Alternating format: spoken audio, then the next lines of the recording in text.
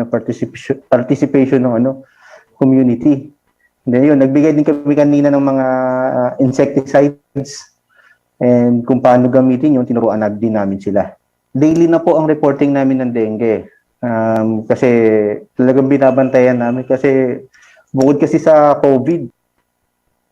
The Regional Health Office in Mimaropa is also promoting dengue prevention through social media. It has circulated an educational video about dengue symptoms and how to protect oneself. These include the 4 o'clock daily habit and the 4S method: search and destroy mosquito breeding sites, secure self-protection with proper clothing and repellent, seek early consultation if one has symptoms, and supporting indoor and outdoor spraying to prevent outbreaks. In other news, fewer Filipinos were out of work in April compared to the month prior. The number of jobless people was at 2.76 million, slightly down from 2.87 million in March. The 5.7% unemployment rate was also the lowest since January 2020.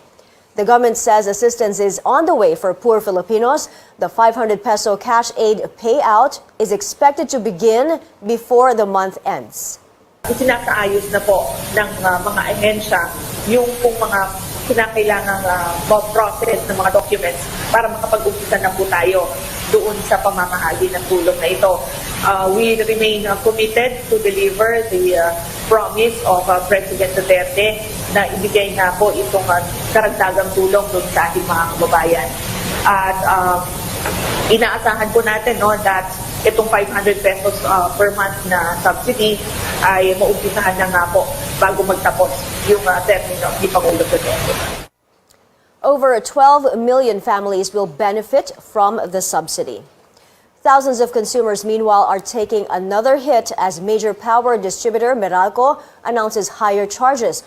Rates will increase by almost 40 centavos per kilowatt hour this month. This means households consuming 200 kilowatt hours will have to pay 80 pesos more per month.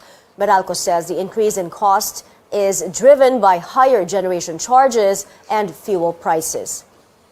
Authorities are testing the water in other parts of Batangas to find out the extent of arsenic contamination in the province. George Cahiles reports experts will also check these water sources for another dangerous chemical that may cause cancer.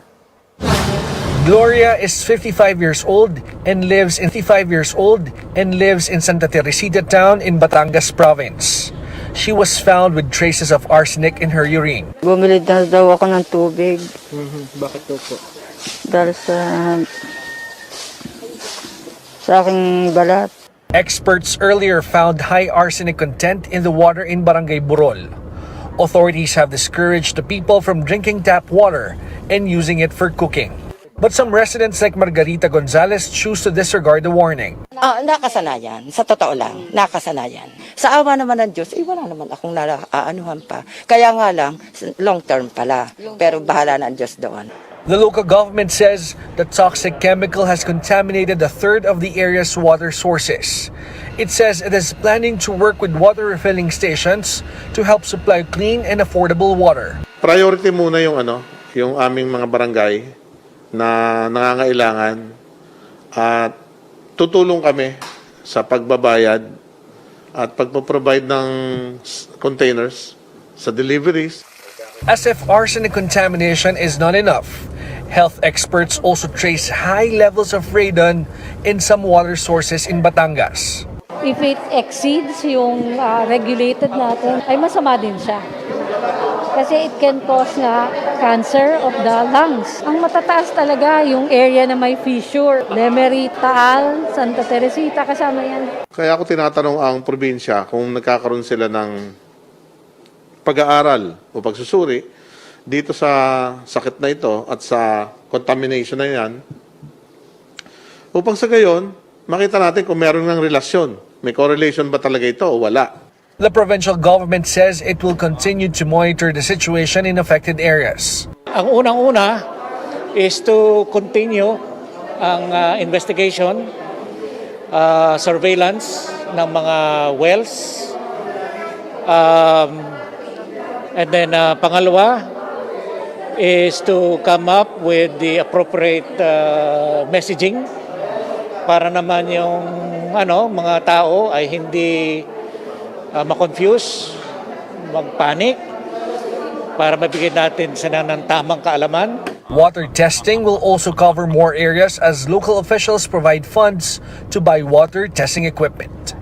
From Santa Teresita, Batangas, George Cahiles, CNN Philippines.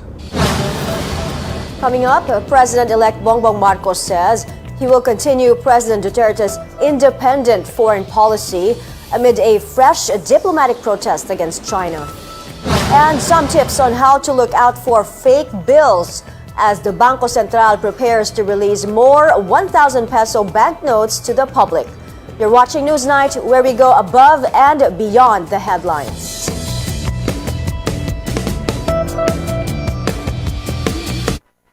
Mas pinalawak, mas pinalakas. RPN sa iba't ibang mga lalawigan. DZRL Batangas, DZTG Tuguegarao, DZBS Baguio, DZKI Iriga, DYKB Bacolod, DYKC Cebu, DXKS Surigao, DXKD Dipolo, DXKO Cagayan de Oro, DXKT Davao, DXKP Pagadian, DXXX Zamboanga, DXDX General Santos, DWIZ 882 Manila at RPN Provincial Stations. Kini ang RPN Radio Philippines Network, istasyon DXKP 1377 kHz sa dial sa inyong mga radyo. Nagsibya gikan sa dakbayan sa Pagadian, DXKP AM. Your talk station. Kini Pagadian.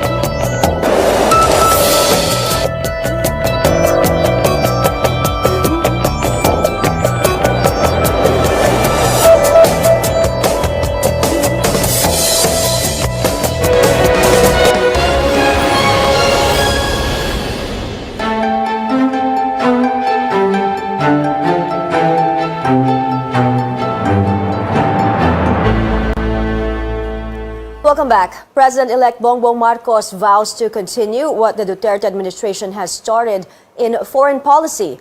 He stressed the importance of Philippine-China ties on the heels of a fresh diplomatic protest against Beijing. Joining us live from Makati City is Tristan Nodalo for the details. Tristan, go ahead.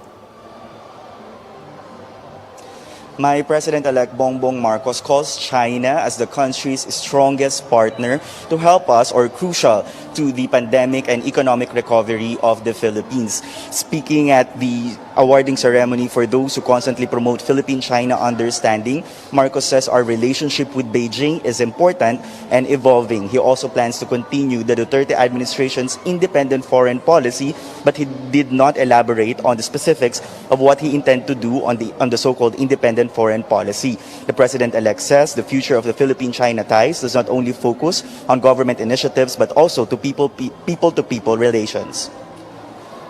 Perhaps we will continue what President Duterte has started, what has been described as an independent foreign policy. And this is what we feel is best in the national interest. And we can say we are beyond the pandemic crisis. We are beyond the economic crisis brought on by the pandemic. We can only do it, certainly in the Philippines, we can only do it with our partners. And our strongest partner has always been in that regard, our close neighbor and our good friend, the People's Republic of China. Meantime, Chinese Ambassador Wang Zhilian believes that the relationship between the two countries will shift to a higher gear under the Marcos presidency. The event comes a day after the Philippines filed a diplomatic protest against China following the return of its vessels in the West Philippine Sea or Julian Felipe Reef. No comments were made by Marcos himself or embassy officials during the event. Also present in the ceremony were former President Erap Estrada, Marcos's wife Lisa, and son Sandro. Also, we've seen the incoming cabinet officials like incoming PCOO Chief Trixie Angeles, incoming National Security Advisor Clarita Carlos, and then we also saw Senator Coco Pimentel, who headed the Senate Committee on Foreign Relations in the 18th Congress. Back to you, Mai. Thank you. Tristan Nodalo there reporting. President-elect Marcos is committed to addressing the United Nations concerns on the human rights situation in the Philippines. That's according to the UN representative to the Philippines, Gustavo Gonzalez, who met with Marcos today. Gonzalez says they discussed the October 2020 UN resolution that seeks to provide technical assistance to the country amid human rights abuses under the outgoing Duterte administration. The Duterte government has condemned that resolution. It means the UN and the government needs to work together in addressing some concerns on the human rights. And he is very much interested, for example, in ensuring a consultation for the nomination of the new Commissioner of Human Rights. This was a topic that he immediately raised. And he mentioned also the importance of ensuring a high level of accountability in terms of the human rights. Marcos met with other ambassadors today, those from Sweden, Ireland, and the Vatican. The Senate majority would have to be consulted on to become the chairman of the Blue Ribbon Committee. That's according to Senator Migs Zubiri, who is seen as the next Senate president. Zubiri says it's not his decision to make since Senator Francis Tolentino already accepted the Blue Ribbon Committee chairmanship. Cayetano said on Thursday he would only accept Zubiri's invitation for him to become part of the Senate majority if he gets the panel. 18 immigration personnel linked to the Pastillas scam have been dismissed from service. The Justice Department in its resolution said the 18 immigration officers and employees are liable for grave misconduct, gross neglect of duty, and conduct prejudicial to the best interest of the service. The BI personnel were said to have allowed entry and exit of Chinese nationals without the regular screening process. The scheme was first discovered in 2020 and was the center of a series of Senate hearings.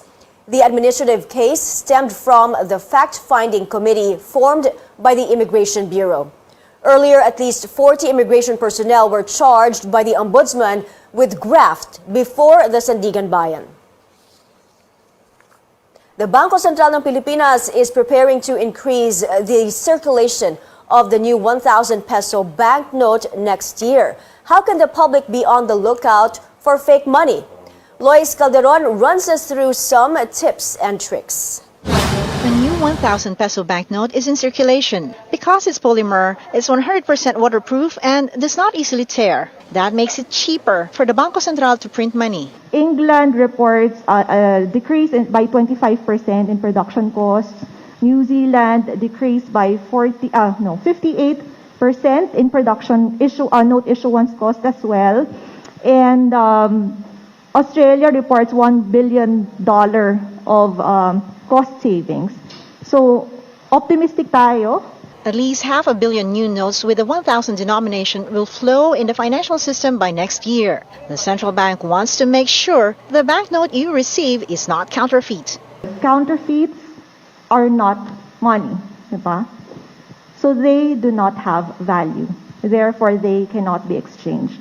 That's why a person receiving a counterfeit note will take a loss. Central bank data shows there are 7.9 counterfeits out of 1 million, way below the red flag used internationally. Nakakainis po kasi, syempre, napakahalaga ng pera. 'di ba? Tapos pepekein nila. Dinikit po namin siya sa bond paper, tapos pinost po namin sa labas ng tindahan. Nung pinanukli po talaga doon ng nagtitinda. Kasi ano po ang pakiramdam nyo? Siyempre po masakit kasi pinaghirapan mo yung pera na yun, tapos yung matatanggap mo, peke lang.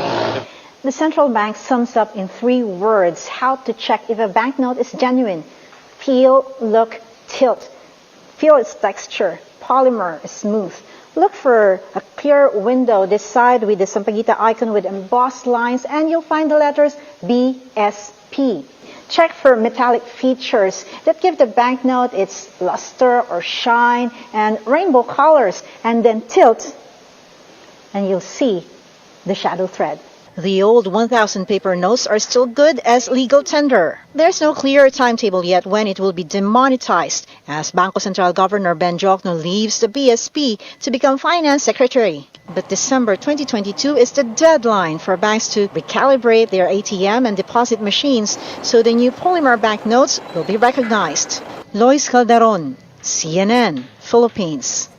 Authorities say the driver's license of the SUV owner in the hit-and-run incident in Mandaluyong may be revoked as he snubbed the second show cause order issued to him. Amor Santos has more. The owner of the SUV that hit and ran over a security guard in Mandaluyong City is again a no-show at the Land Transportation Office. It's the second time that he snubbed the LTO's show cause order. Officials say this means he loses his chance to explain his side, as his case is now up for resolution.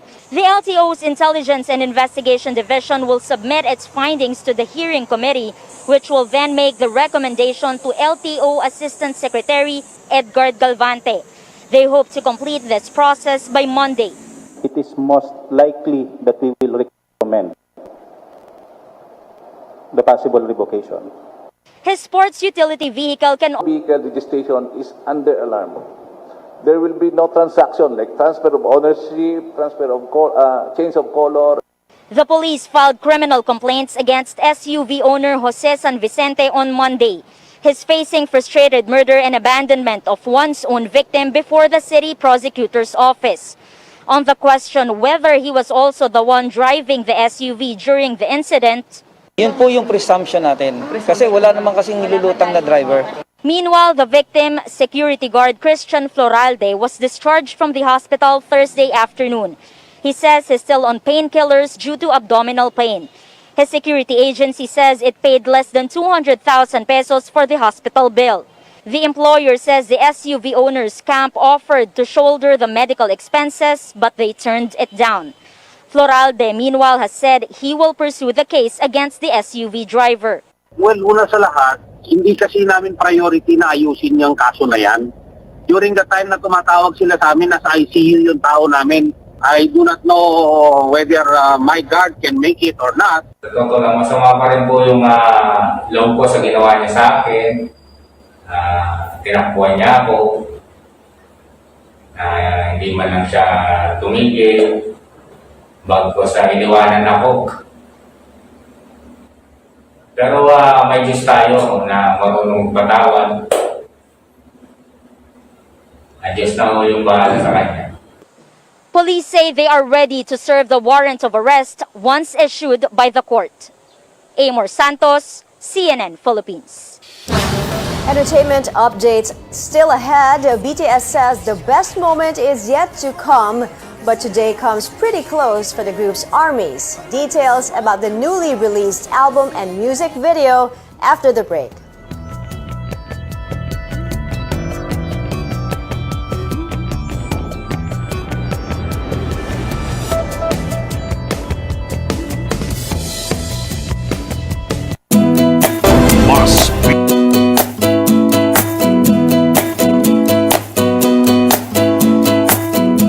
Marvel at the majestic sceneries of Pinalawak, mas pinalakas.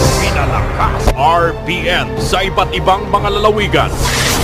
DZRL Bataan, DZTG Tuguegarao, DZBS Baguio, DZKI Iriga, DYKB Bacolod, DYKC Cebu, DXKS Surigao, DXKD Dipolo, DXKO Cagayan de Oro, DXKT Davao, DXKP Pagadian, DXXX Zamboanga, DXDX General Santos, DWIZ 882 Manila at RPN Provincial Stations. Kini ang RPN, Radio Philippines Network, istasyon DXKP, 1377 kHz sa dial sa inyong mga radyo. Nagsibya gikan sa dakbayan sa Pagadian, DXKP AM. Your talk station. Kini Pagadian.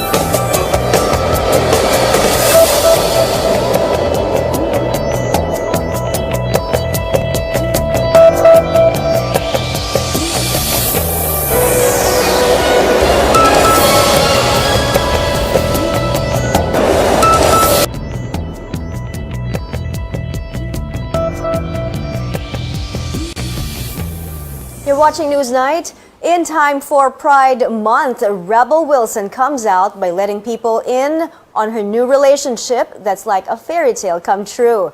The actress posted a photo with her girlfriend Ramona Agruma, a fashion and jewelry designer. The caption reads, "I thought I was searching for a Disney prince, but maybe what I really needed all this time was a Disney princess." Here at home, pop rock band Lainey puts up a fourth night in Manila for its A November to Remember tour. The show, added because of high demand, is scheduled on November 15 at the Mall of Asia Arena in Pasay. Tickets are now on sale. Initially, only 3 Lainey concerts in the country were announced, slated for the 11th to the 13th. And the wait is finally over for BTS ARMY's. The K-pop sensation's new album Proof is out. The 48-track anthology has works from the group's nearly 9-year run and 3 new songs. The music video for Yet to Come also dropped today. Take a look.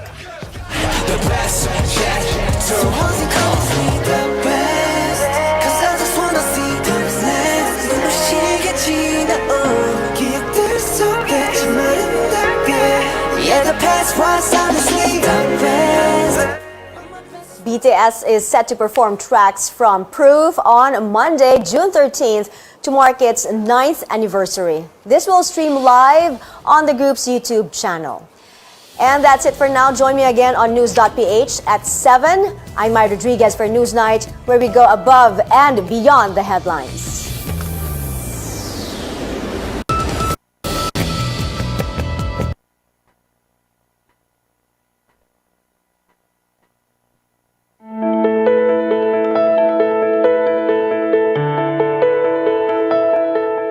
Do you sometimes feel weak and tired for no apparent reason? You might be suffering from a condition called anemia. Anemia occurs when a person lacks healthy red blood cells to carry oxygen around the body. This causes you to feel tired and weak, and in rare cases, it can even lead to death. Today, we'll learn about this condition and how best to treat it. I'm Dr. Freddy Gomez, and this is MedTalk Health Talk on CNN Philippines.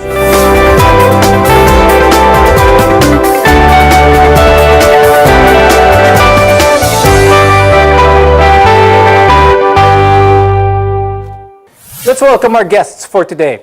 With us is Dr. Flor de Luna Zapata Messina. She is a hematologist from the University of Santo Tomas and Cardinal Santos Medical Center. Also with us is Dr. Ira Inductivo Yu.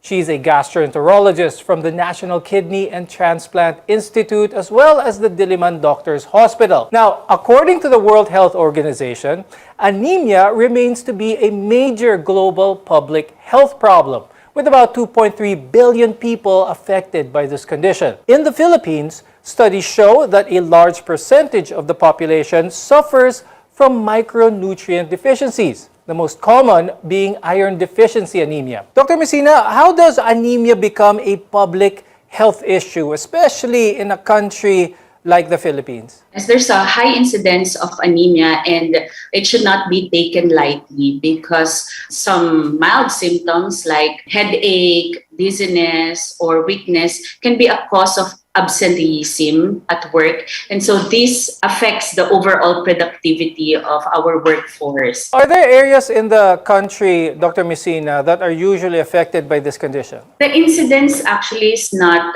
based on the region, but more of age group. No? The risk factors or vulnerability depends on the age group. There are several types of anemia, but the most common worldwide and in the Philippines are iron deficiency anemia or IDA and vitamin deficiency anemia. Dr. Messina, still, can you tell us more about these two common types of anemia? Basically, there are three types of anemia when it is based on the cause. The most common is nutritional anemia. These are the iron deficiency, vitamin B12, and folic acid deficiency. The second would be the problems in production or bone marrow disorders. And the third is destruction of red blood cells, or what we call hemolytic anemia. But the two are less common. Now, let's discuss the symptoms ng anemia. Dr. Ira, what signs should people look out for about this condition? The level of the anemia would dictate the severity of the symptoms.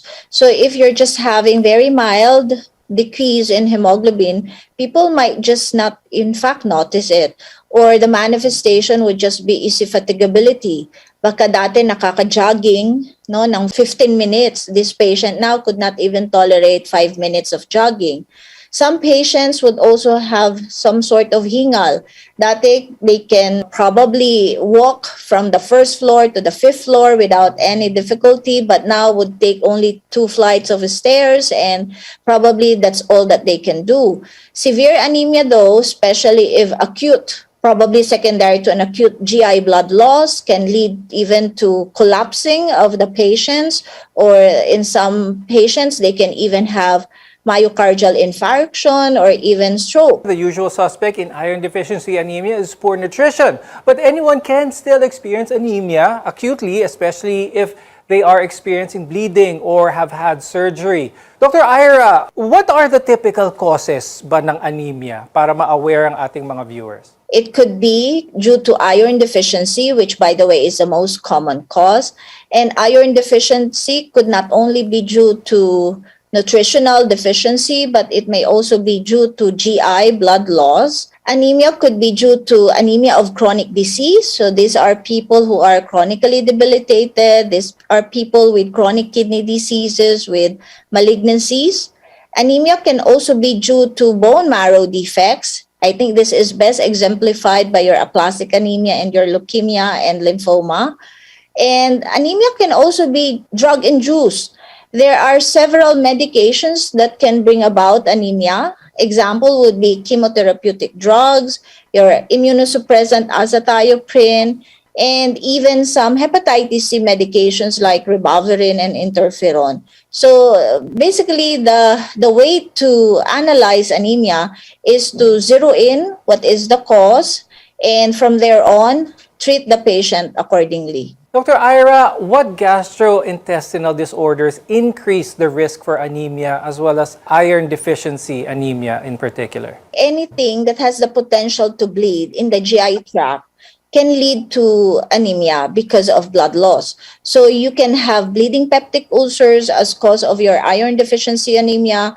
You can have colonic ulcers, colonic malignancy. You can even have your inflammatory bowel diseases like ulcerative colitis and Crohn's disease. Remember that blood loss doesn't always equate to obvious blood loss.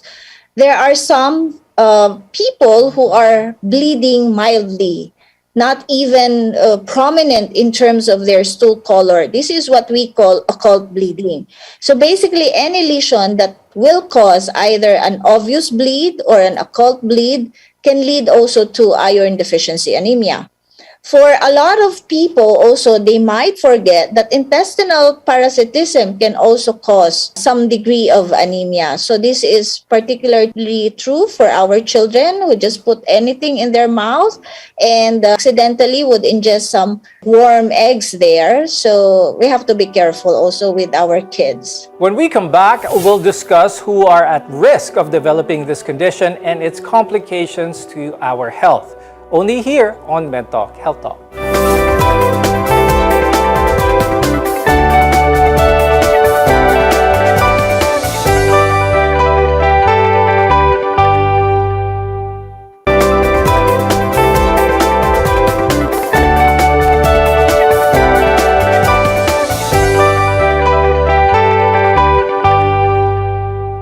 I'm Dr. Freddy Gomez, and this is MedTalk Health Talk, your partner in healthcare. So when it comes to managing anemia, what can we do? Dr. Ira, let's talk about that. Is having a healthy diet enough? Healthy diet is definitely essential if you want to prevent anemia and treat anemia, because any nutritional deficiencies, specifically in the nutrients of iron and folic acid and vitamin B, can also exacerbate anemia. From a gastroenterologist point of view, there should be a regular test, specifically if you reach like 45 or 50 years old. We usually recommend, as part of a screening, an FOBT or an FIT to detect for possible colon malignancy, because it can also bring about anemia. Let's talk about the foods that should be avoided again. Some literatures have pointed out that if you are taking in iron-rich foods, there should not be any simultaneous intake of foods that are rich in calcium or calcium supplements for that matter, on the notion only that calcium can bind to some extent iron and hence indirectly decrease iron absorption. Now, Dr. Messina, how should people diagnosed with anemia exercise when one of their more common symptoms is that they feel tired all the time? For patients with severe anemia, that's a hemoglobin of less than 70 grams per liter, exercise or physical activity should be limited because they will feel the symptoms more with these activities. While the mild anemia, like a hemoglobin of at least 100, and if it's chronic, then they're actually used to that level already. There's no physical activity limitation. What's the best way for them to recover from the symptoms that they feel? For the nutritional deficiency anemia, it can be prevented and easily treated. So the way to treat it is to give adequate supplement with the diet, of course, and also vitamin supplements, vitamin and mineral supplements. And once they recover, when the hemoglobin is improving, then they can go back to their usual physical activity. We advise them to eat iron-rich foods, and these are red meat. There are also vegetables which are high in iron: spinach, broccoli, tomatoes, and asparagus. They contain also iron. While your vitamin B12 rich sources are meat, fish, and seafoods, your folate-rich foods are green leafy vegetables. So these are the things that should be taken for patients with nutritional anemias. And then for the treatment, diet will not suffice. You need to supplement them with oral supplement. Now, before we go, Dr. Ira, do you have any advice or tips for our viewers? The lesson that we learned from this preceding discussion is really to go on a healthy diet, a diet that is rich in protein, in nutrients, specifically iron and some of the vitamins, vitamin B, vitamin C also because it helps in iron absorption, and also with folic acid. And Dr. Messina, do you have any tips or advice for our viewers? Anemia is actually preventable, especially the deficiency anemias. So please get your blood works and also take foods that are rich in iron, folate, and vitamin B12. So basically a balanced diet. Thank you, hematologist Dr. Flor de Luna Zapata Messina and gastroenterologist Dr. Ira Inductiva Yu for being with us today and sharing your tips and expertise about anemia. I'm Dr. Freddy Gomez and thank you for watching MedTalk Health Talk. We'll see you again next time.